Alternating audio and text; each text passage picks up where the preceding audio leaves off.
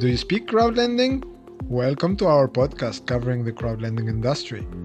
Our mission is to provide you with all the insights from this market and help you make informed decisions.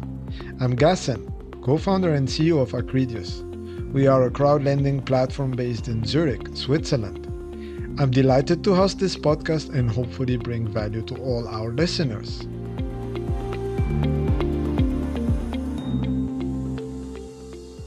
Hi everyone, I'm happy today to host the 6th episode of Do You Speak Crowdlending?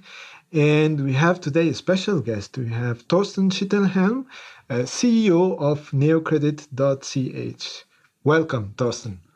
Thank you, Gaston. It's a pleasure to be here. So, Torsten, please tell us more about yourself. Well, my background is in mathematics and economics. I'm an actuary as well, and I've been working in the financial services industry for quite a while, exactly since 2004. Been working for banks, insurance, reinsurance companies, and in consulting. And now I'm the CEO of NeoCredit.ch since February 2019. Excellent. So, okay, I'll ask you later questions about NeoCredit, but I want to understand, from insurance, consulting, banking to crowdlending, why? In the end, it's all about returns, may that be financial or non-financial ones, risks, foreseeable or unforeseeable ones, and solving problems. I guess that unifies themes I've been working in my career. And I think that kind of also summarizes what life is all about, right? You just have to add the right team, and then you have a fun job. That's why I'm still in this business and why I like crowdlending. That's great. So, Torsten, you joined crowdlending recently. So according to you, you spoke a little bit about returns, but what are the main advantages of this asset class? Well, if you talk about an asset class, we talk about the investor side of the equation. So for me, it's purpose and freedom of choice. Two things quite intricate, interwoven in the Swiss DNA.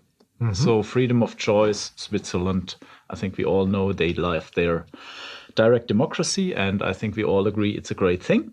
And purpose, I think it's about investing into something you understand, into someone you can relate to, and earn some good returns.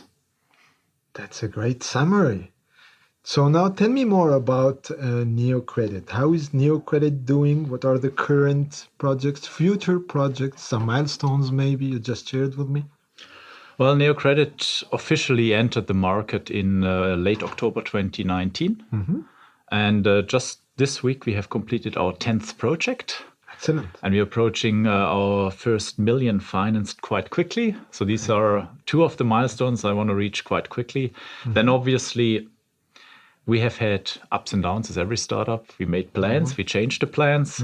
But now, from now on, starting March 2020, we have our systems up and running. We have done everything for the first time and everything works now. So it's time to grow, onboard more clients, and make the industry as a whole known in Switzerland and make this a success.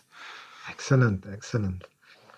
Torsten, as a CEO of a Franco-Swiss company, what is the main challenge you faced so far? Well, I guess it's not only one challenge. There's a multitude of challenges, but I wouldn't pin it on the company being Franco-Swiss. I would pin it on having two very different backgrounds of the shareholders. So we have an insurance company with 125 years history, and we have a startup in France. And I think I cannot really imagine any bigger difference in the setup. So we have a 4-year-old startup working together with a 125-year-old company. And you throw me in the middle as a German and say you have to sort it out and build a company that has culture, a good team that is bilingual, and that looks like a startup, feels like a startup, acts professionally from day one, because with a big insurance company, you do not have many room for errors. So you need to actually deliver a good product. And it's been quite challenging, but we made it. I'm very happy about it. So recruited a team one by one, because if you need bilingual skills and you have 4 people you can hire, you cannot hire 3 Germans and 1 French speaker. You hire a German speaker, a French speaker, a German speaker, a French speaker, and all of them in different areas. I I don't hire 4 times the same position. I hire one person for one position, so it becomes a big puzzle. Great. Any other challenges? I guess for me, also putting the right office furniture in place so it looks and feels like a startup wasn't that easy. So we got some beautiful insurance tables from the one shareholder, and I got an empty room, and I went to IKEA. And then you stand in IKEA and think, oh wow, now I'm going to buy furniture for a startup. And then you don't want to spend millions because Vitra is really expensive. You just go buy whatever you buy, and then you're left assembling it yourself because you buy it before the team starts. And then the team comes in at some point in time and says, oh, I don't like this. We have to rearrange it. And you're like, damn, I went to IKEA. I built it all myself. It has to be great. And then you realize, well, there's a reason why I'm not an interior decorator, but I run a crowdlending startup. Clear. That's clear. Anything else? I guess we know why we're in a startup industry. We want challenges. And every day when I open my mail, when I wake up, there's something new I couldn't think about. And it's actually fun, even though I curse sometimes. I have to admit when I see the new thing that comes around the corner, and I have to find a solution that I don't want to find, but I will find. And we as a team will find always the right solution for our customers. And I think that's the utmost important thing. It's not about me. It's not about Vaudoise or Credit.fr. It's about our borrowers, the Swiss SMEs, and our lenders that invest in the great projects we put on our website. Excellent. Can you tell me a bit more about the relationship with La Vaudoise, Credit.fr? We are quite fortunate to have really 2 strong founding partners. Both of them are 50% shareholders. Okay. We have La Vaudoise, who's celebrating their 125th anniversary this year. So stability, reliability, and 125 years from perspective of a startup, it's a long time. And on the other side, we have Credit.fr, who has built successful crowdlending business in France over the past 4 to 5 years. They're number 2, number 1, depending on what you count, volume or number of deals. And both fully support NeoCredit.ch with money, expertise, and we are really in a good position. So I'm happy to take it from there. All right. So La Vaudoise, Credit.fr. So you are more present in Romandie, so French part of Switzerland, but also active in the German part of Switzerland. Any thoughts you would share about the differences between these both regions, the Röstigraben and so on? Well, I think very clever people have said very clever things about the Röstigraben. I think we are strategically placed in Bern, which is exactly between the Romandie and the German-speaking part. So that shows that we're not putting an emphasis on either one of them, but want to serve the whole of Switzerland. I think the apparent difference is the language. As a German, I relate more to the German part of Switzerland. I've had French in school, and it still is a good test for me to practice it once in a while. But I guess I'd like to emphasize the similarities. We see great SMEs, we see great entrepreneurs in both regions, in all regions. They have fantastic products, a dedicated, hardworking men and women, and they're invested in their business. You rarely see somebody who is just there because it's cool to have an SME. He inherited a lot of money. These are all people that really put their heart, blood, and soul into their businesses.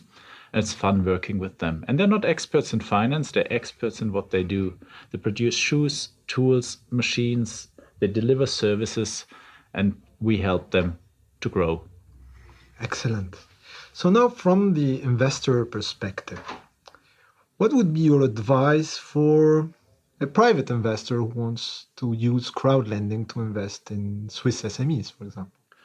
I think I studied mathematics and economics, so there's only one thing I remember from this whole journey, and this is kind of never put all your eggs in one basket. And I think that translates into private wealth planning, which this one should be a part of in total. So diversify. That means within the projects on a platform, across platforms, and across asset classes, and just be clear that you are consciously taking the risks that you can bear And if you want to gamble, I highly recommend the casino. It's not a place for gambling, it's a place for investing.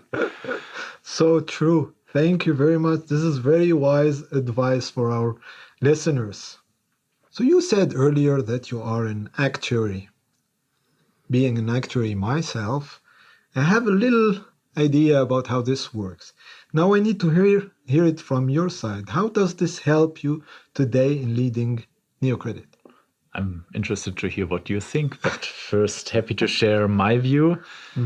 I think as an actuary, you study a lot and you study certain areas that you're more specialized in the end.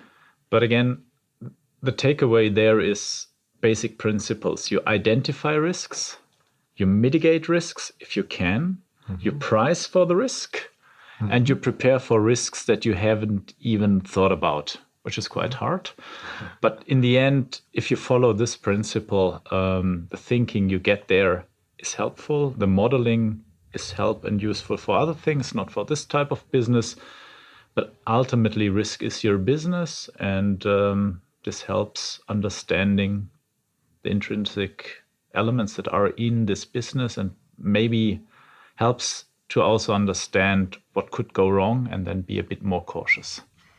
That's my side of the things. On the risk side, on the other side, you actually know that there's no return without risk, and then there is no risk, no fun.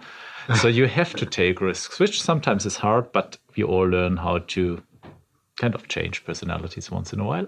So no, I'm the CEO now, so I have to balance risk and return. And I guess it's easier to err on the making more return side than to come from the return side and then understand the risks. That's why I appreciate having done these studies in the past. That's great. I fully agree with you. I have nothing to add. So I can't believe that. At least one thing. No, okay. Then I add one thing. I think the modeling part, so the quantity part, the mathematician mindset helps a lot in this business, because at the end of the day, it's a risk assessment business. That's I would say one of the main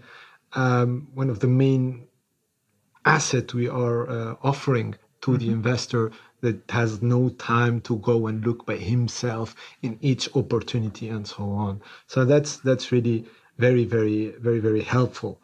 But I saw also that a little bit in your journey, you had 6 months sabbatical break. I Yes. don't know if you allow me to ask you a question about this, but I'm very curious. What did you do in 6 months? Well, I did the hardest thing ever. Oh, I tried to learn something about an ancient art. okay. And that ancient art is essentially perfectionized in Italy.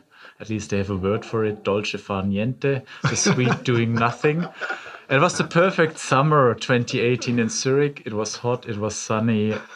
There's a lake. Why would I go elsewhere? So I learned how to waste time. Okay. Which as a consultant is something you should not do. So you never learn it. I sat lakeside, I practiced yoga, and I really drank too much coffee and had too many glasses of wine, but I'm really happy for that time. Still sober, and I'm glad you are. So It's -2 degrees outside and snowing, so I will not sit lakeside today. that's clear. That's clear. Do you like fruits, Torsten? Yes, and I have a clever answer to your question that is upcoming. Okay, then you tell me what's your best fruit, please. The coffee cherry, because it contains the famous coffee bean that roasted and put in a coffee machine / grinder first, creates my favorite drink, coffee. And technically it's a fruit. Technically it's a fruit. You got me. Okay, good one. Thank you very much, Torsten, for this fun yet insightful episode. And anything else you want to add? It's been a pleasure and a great initiative. Thank you very much, Gaston, for having me here, and looking forward for this podcast to grow. Excellent. Thank you very much, Torsten. Thank you, everyone who are listening to us since now 5 episodes, and looking forward to the next one. Thank you. Thank you. I hope you enjoyed this episode.